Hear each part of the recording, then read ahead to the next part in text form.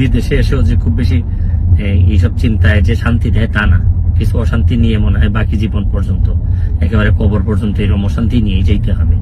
আমার জীবনে অনেকগুলা ভুল সিদ্ধান্ত, ভুল কাজ আছে আমার জীবনে, আমি মানুষ হিসেবে অনেক ভুল করছি। শুরু করিতেছি মহান আল্লাহর নামে, যিনি পরম করুণাময় এবং অত্যন্ত দয়ালু।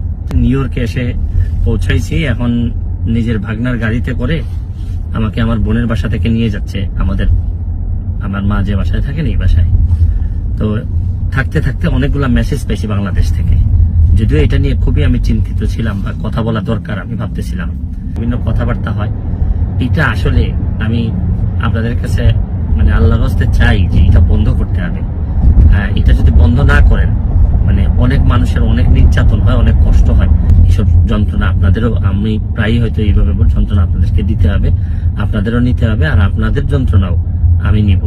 ভালো থাকবেন।